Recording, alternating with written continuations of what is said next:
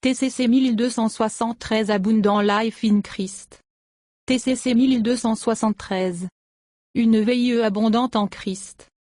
Cher Père, nous te disons merci pour cette opportunité et la proportion de regarder dans ta parole. Nous invitons l'enseignant de l'Église, le Saint-Esprit d'accomplir son ministère comme nous nous assemblons. Seigneur, nous te demandons d'oindre la parole qui sort de ma bouche pour qu'elle trouve des racines dans les cœurs de toute personne qui va l'écouter. Père, je te prie pour l'illumination, la révélation, la compréhension dans la pensée de tous ceux qui vont l'écouter. Seigneur, je te remercie de m'avoir fait ministre du Nouveau Testament et je te dis merci pour le succès de ce message du fait que le Saint-Esprit est l'enseignant. Merci Seigneur, cela ne dépend pas de moi mais tout dépend de toi, et tu es fidèle. Nous te donnons la louange et te rendons grâce dans le nom de ton Fils Jésus-Christ. Amen. Gloire à Dieu. Nous vivons à une époque où il y a toutes sortes d'idées variées et même contradictoires sur Jésus qui il est, pourquoi il est venu dans ce monde, comment il veut que nous vivions. Nous prenons le temps de regarder ce que dit le Nouveau Testament à propos de ces questions. En ce moment, nous nous concentrons sur la raison pour laquelle Jésus est venu. Si vous ne comprenez pas pourquoi Jésus est venu et ce qu'il a fait pour nous, vous pourriez travailler à des fins contraires avec lui. Vous essayez peut-être d'accomplir des choses dans votre vie que Jésus n'est pas venu fournir. Et vous pouvez être frustré et contrarié envers lui parce qu'il ne fait pas pour vous ce que vous attendiez de lui. Au cours des dernières semaines, nous avons examiné une déclaration que Jésus a faite et qui est souvent mal utilisée pour dire « Il est venu nous donner une vie merveilleuse dans cette vie, le voleur ne vient que pour voler, tuer et détruire. Je, Jésus, suis venu pour qu'il, mes disciples, puissent avoir la vie et l'avoir en abondance. » Jean 10 verset 10. Nous avons souligné dans les dernières leçons que Jésus ne parlait pas de notre qualité de vie dans cette vie. Il parlait de la vie éternelle, la vie en Dieu lui-même incréé, la vie éternelle. À cause de notre péché, les êtres humains sont coupés de Dieu, qui est la vie. Nous sommes morts, condamnés pour toujours à cause de nos nombreux péchés. Éphésiens 2 verset 1, Bible du Sommeur. Jésus est venu pour abolir la mort en mourant comme un sacrifice pour le péché. Par sa mort, il a ouvert la voie pour que les hommes et les femmes puissent le recevoir. Sa vie, dans notre être, Jésus a brisé la puissance de la mort et nous a montré le chemin vers la vie éternelle à travers l'Évangile, 2 Timothée 1 verset 10, Bible du Sommeur. Jésus a beaucoup parlé de la vie éternelle pendant qu'il était ici. Nous avons résumé ce qu'il dit ainsi, « Crois en moi et je te donnerai la vie éternelle. Je t'habiterai pour que tu aies la vie. Je suis cette vie. Je suis le chemin, la vérité et la vie. » Jean 14 verset 6, Louis II.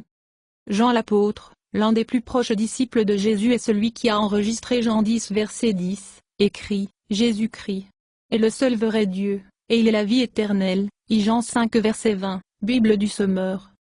Il y a un aspect présent et futur à la vie éternelle. Quand un homme ou une femme croit en Jésus, Dieu habite cette personne par son esprit, en ce moment même, dans cette vie. Jean écrit, Dieu a rendu témoignage, il nous a donné la vie éternelle, et cette vie est en son Fils. Quiconque a le Fils de Dieu a la vie. Quiconque n'a pas son Fils n'a pas la vie. Je vous écris ceci, à vous qui croyez au Fils de Dieu, afin que vous sachiez que vous avez la vie éternelle. Jean 5 verset 11 au verset 13. La vie éternelle est aussi l'avenir. Cela signifie que nous vivrons avec Dieu pour toujours dans sa maison, d'abord dans le ciel invisible actuel puis sur cette terre, une fois qu'elle aura été purifiée, renouvelée et restaurée dans ce qui est appelé la nouvelle terre, en lien avec la seconde venue de Jésus. Révélation 21:22. À ce moment-là, le Seigneur établira son royaume visible et éternel sur cette terre et réunira tout son peuple avec ses corps ressuscités de la tombe. Leurs corps seront rendus immortels et incorruptibles afin qu'ils puissent vivre à nouveau sur terre cette fois pour toujours. Corinthiens 15 verset 52 au verset 54. Jean 5 2.28-29. Ne sois pas si surpris. En effet, le temps vient où tous les morts dans leur grave entendront la voix du Fils de Dieu, et ils ressusciteront. Ceux qui ont fait le bien s'élèveront à la vie éternelle, et ceux qui ont continué dans le mal s'élèveront au jugement. La Bible du Sommeur. Dans cette série, nous nous concentrons sur l'aspect du temps présent de la vie éternelle Dieu en nous par sa vie et son esprit. Nous avons plus à dire ce soir. Jésus est né en Israël, dans le judaïsme du 1er siècle. Ces gens comprenaient la vie éternelle comme signifiant s'élever des morts pour vivre avec Dieu pour toujours dans son royaume sur la terre. Matthieu 19 verset 16. Daniel 2 verset 44. Daniel 7 verset 27. Au cours du ministère de plus de 3 ans de Jésus menant à sa crucifixion, Il a progressivement révélé le fait qu'il allait habiter des hommes et des femmes par son esprit et leur donner la vie éternelle, sa vie. Les mots ne suffisent pas pour décrire comment un Dieu transcendant, omniprésent peut habiter les êtres finis, limités. Cependant, Jésus a utilisé plusieurs images verbales comme il l'a enseigné pour décrire la vie. Il est venu apporter, et a fait des points spécifiques sur quelque chose qui est au-delà de notre pleine compréhension. Jésus a fait référence à ce qu'il est venu apporter à ceux qui croient en lui comme une source sans fin d'eau et de pain qui enlève la faim et la soif. Jean 4 verset 14. Jean 6 verset 35. Jésus a dit, « Si un homme a soif, qu'il vienne à moi et boive. Celui qui croit en moi, comme les Écritures ont dit, des ruisseaux d'eau vivante couleront de l'intérieur de lui. » Par cela, il voulait dire l'Esprit, que ceux qui croyaient en lui devaient recevoir plus tard. Jusqu'à ce moment-là, l'Esprit n'a pas été donné, puisque Jésus n'avait pas encore été glorifié, ressuscité des morts. Jean 7 verset 37 au verset 39, Nouvelle Version internationale. Ces concepts ont été suggérés dans les écrits des prophètes de l'Ancien Testament. Notez ces passages. Ésaïe 12 verset 1 au verset 3. En ce jour, vous chanterez, louez le Seigneur. Dieu est venu pour me sauver. J'aurai confiance en lui et ne sois pas effrayé. Le Seigneur Dieu est ma force et mon chant. Il est devenu mon salut. Avec joie, vous boirez profondément de la fontaine du salut. Ésaïe 12 verset 1 jusqu'au verset 3, la Bible du Semeur. Joël 2 verset 28 et verset 29. Alors, je répandrai mon esprit sur tous les peuples. Vos fils et filles prophétisent. Vos vieux hommes rêveront des rêves. Vos jeunes hommes verront des visions. Dans ces jours, je répandrai mon esprit même sur les serviteurs, hommes et femmes. Bible du Semeur. Le but de toutes ces images verbales est l'idée que le salut que Dieu fournit signifiera demeurer en nous force et provision pour son peuple. La nuit avant que Jésus ne soit crucifié, lors de la dernière scène, alors qu'il préparait ses apôtres pour le fait qu'il allait bientôt les quitter, il a déclaré, « Le Père et moi vous enverrons le Saint-Esprit. » Jésus leur a dit que le Saint-Esprit serait en eux, vous le connaissez, car il habite avec vous et sera en vous. Je ne vous laisserai pas orphelins. Je viendrai à vous. Jean 14 versets 17 et 18.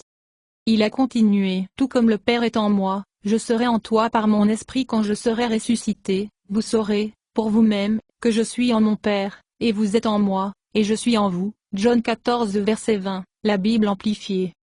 Jésus leur a ensuite donné une autre image verbale pour illustrer ce qui allait se passer. Il s'est référé à lui-même comme la vigne et ses disciples comme les branches, indiquant l'union et la vie partagée, avec la preuve extérieure de cette vie intérieure. Jean 15 2.5 Moi la vigne, vous êtes les branches. Quiconque vit en moi et je vis en lui, porte beaucoup, abondant, fruit. Cependant, à part moi coupé de l'union vitale avec moi vous pouvez faire rien, selon la traduction de la Bible amplifiée. Puis, le jour de la résurrection, juste 3 jours après avoir promis d'envoyer le Saint-Esprit, Jésus souffla sur ses apôtres et a dit, « Recevez le Saint-Esprit. » Jean 20 versets 21 et 22. Notez, Jésus a dit que le Saint-Esprit serait en eux, et qu'il serait lui-même en eux. Et, sur un plus tôt, Jésus a dit que l'Esprit de leur Père serait en eux, Matthieu 10h20. Lequel est-ce? Souvenez-vous du matériel que nous avons couvert plus tôt cette année sur la nature de Dieu. La nature de Dieu est au-delà de notre compréhension. Dieu est Trinité. Il est un Dieu qui se manifeste simultanément comme 3 distinctes, mais pas séparés, personnes Dieu le Père, Dieu le Fils et Dieu le Saint-Esprit. Ces personnes ne sont pas 3 dieux. Elles sont un. Elles partagent une nature divine. Le Père est tout Dieu, le Fils est tout Dieu, et le Saint-Esprit est tout Dieu. Là où se trouve le Père, il en est de même le Fils et le Saint-Esprit. Nous l'acceptons simplement et nous réjouissons dans l'émerveillement de Dieu. Les mots ne suffisent pas lorsque nous parlons de la façon dont un Dieu transcendant interagit avec des êtres humains finis. Le point est que, par son sacrifice, Jésus a permis à Dieu Tout-Puissant d'habiter ses fils et ses filles par son esprit et sa vie. Dieu habite en nous comme une source de vie sans fin. Dieu nous habitant par son esprit est le début d'un processus de restauration et de transformation qui nous restaurera finalement à tout ce que nous avons été créés pour être des fils et des filles de Dieu qui se glorifient pleinement pour lui, des fils et des filles qui lui apportent louange et honneur. Éphésiens 1 versets 4 et 5. Pour apprécier pourquoi Jésus est venu dans ce monde, nous devons comprendre la situation dans son ensemble. Dieu a créé les êtres humains pour qu'ils deviennent ses fils et ses filles qui participent à lui, la vie incréée en lui. Le péché nous a disqualifiés de notre but créé et nous a coupés de la vie en Dieu. Jésus est venu sur terre pour mourir comme un sacrifice pour le péché, et a ouvert la voie pour que les hommes pécheurs soient restaurés à leur but créé par la foi en lui. Pierre 3 verset 18. Lorsque nous croyons en Jésus, Dieu par son esprit et sa vie demeure en nous pour nous restaurer à ce que nous avons toujours été destinés à être des fils et des filles de Dieu qui sont semblables au Christ dans leur caractère, des fils et des filles qui sont saints et justes dans tous les motifs, pensées, paroles et actions. Dieu n'obtient pas seulement sa famille à travers le sacrifice de Jésus, Jésus est aussi le modèle pour la famille de Dieu. Romains 8 verset 29. Pour ceux que Dieu a connus d'avance, il les prédestinait aussi à être conformes à la ressemblance de son Fils, afin qu'il soit le premier-né, prééminent, suprême, parmi de nombreux frères, nouvelle version internationale. Car Dieu, dans sa prescience, les a choisis pour porter la ressemblance familiale de son Fils. J. B. Phillips. Jésus n'est pas seulement notre Sauveur, il est notre exemple dans le caractère moral, faire ce qui est juste dans nos comportements. Ceux qui disent qu'ils vivent en Dieu devraient vivre leur vie comme Jésus l'a fait. Jean 2 verset 6. La Bible du semeur. L'apôtre Paul a écrit la déclaration ci-dessus sur le fait d'être conforme à l'image du Christ. Il n'était pas l'un des 12 originels. Paul est devenu croyant en Jésus lorsque le Seigneur ressuscité lui est apparu alors qu'il était sur son chemin pour arrêter et emprisonner les chrétiens. Jésus est apparu à Paul un certain nombre de fois ultérieures et a personnellement enseigné à Paul le message qu'il prêchait. Acte 9 verset 1 jusqu'au verset 6. Galates 1 verset 11 à 12. Paul a écrit 14 des 27 documents du Nouveau Testament. Dans ses écrits, il a souligné l'importance de vivre avec la conscience que Dieu est dans les croyants par son esprit et sa vie. Dans l'une de ses épîtres, une lettre écrite aux chrétiens dans la ville de Colosse, Paul a déclaré que Jésus lui avait révélé un mystère, un aspect précédemment non révélé du plan de Dieu. Colossiens 1 verset 27. Car voici le secret, Christ vit en vous, et c'est votre assurance que vous partagerez sa gloire. La Bible du semeur. Paul a ensuite déclaré le but que lui et les autres apôtres s'efforçaient d'atteindre lorsqu'il prêchait le message que Dieu lui avait donné, afin que nous puissions présenter chaque personne mûre, pleinement adulte, pleinement initiée, complet et parfaite en Christ. Colossiens 1 verset 28, la Bible amplifiée. Notez comment Paul a énoncé le but de son travail dans une lettre à l'église d'Éphèse, afin que, les croyants, nous puissions arriver à la véritable maturité humaine, la plénitude de la personnalité qui n'est rien de moins que la hauteur standard de la perfection du Christ lui-même. Éphésiens 4 verset 13, la Bible amplifiée. Notez ce que Paul a écrit aux chrétiens qui vivaient dans la ville de Philippe.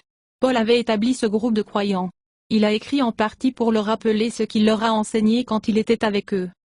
Dans cette lettre, Paul les exhorte à se traiter mutuellement avec humilité et gentillesse, et déclare qu'ils devraient avoir la même attitude, ou mentalité, que celle de Jésus, leçon pour un autre jour.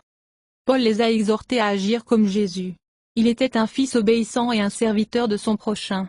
Christ, comme les chrétiens sont des fils et des filles obéissants et des serviteurs de leur prochain, leçon future.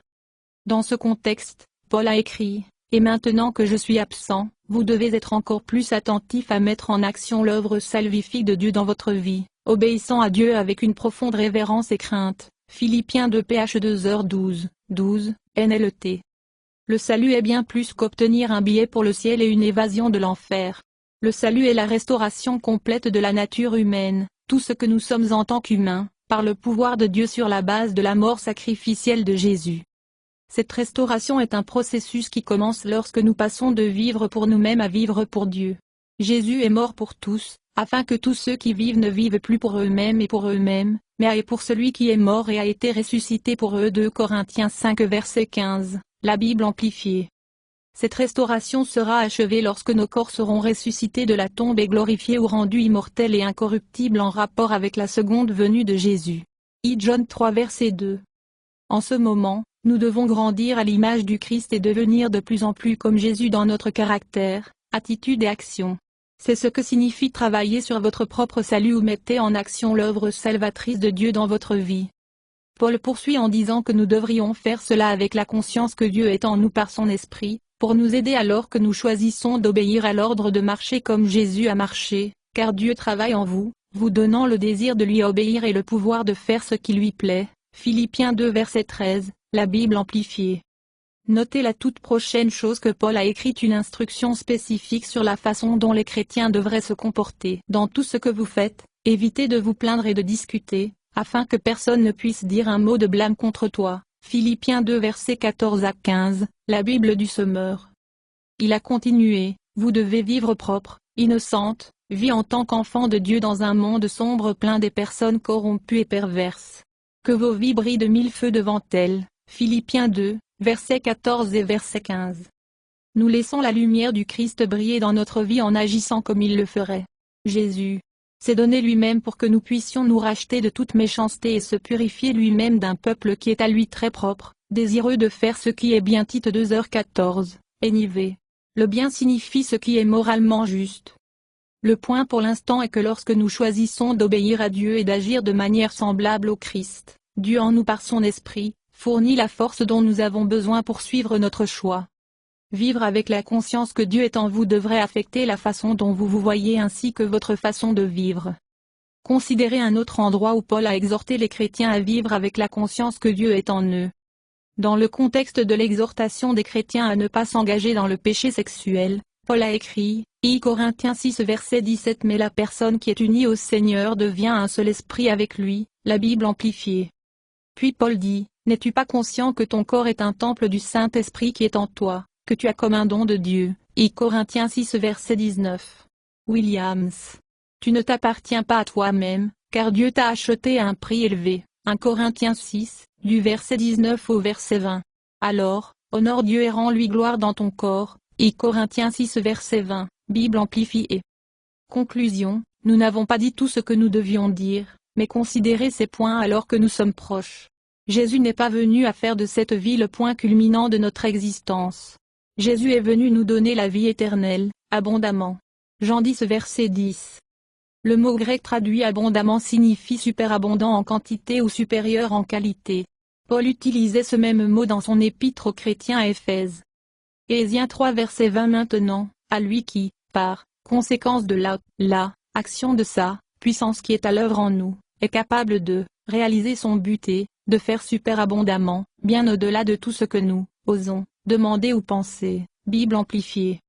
Nous voyons ce que Paul voulait dire par la puissance en nous, quelques versets au-dessus de sa déclaration, lorsqu'il priait pour les Éphésiens. Puisse-t-il vous accorder du riche trésor de sa gloire d'être fortifié et renforcé par une puissance puissante dans l'homme intérieur par le Saint-Esprit, lui-même, habitez votre être le plus profond et votre personnalité. Éphésiens 3 verset 16, Amen.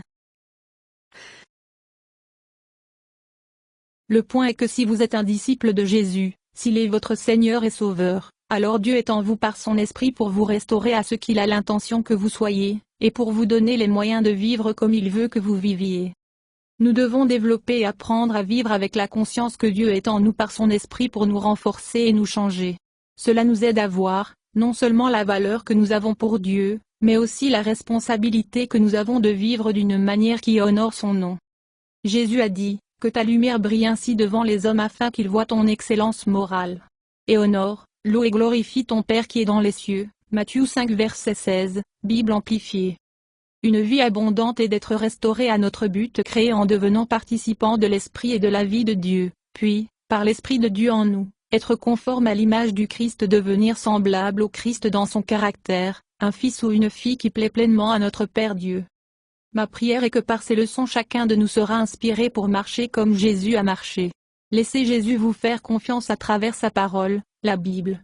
Merci Seigneur pour votre merveilleuse parole que tu as choisie pour que ça passe par moi. Merci Seigneur de choisir des fils et des filles d'être conformes à l'image de Jésus-Christ et d'être faits comme tes enfants en caractère et en puissance, pour tout ce qu'on entend. Que cette leçon puisse nous donner le désir de rechercher et de grandir en Jésus-Christ dans cet endroit. Seigneur, nous vous remercions et nous vous servons sur votre scène, notre désir c'est de demeurer en toi au nom de ton Fils Jésus-Christ. Amen. Louez le Seigneur, louez le Seigneur.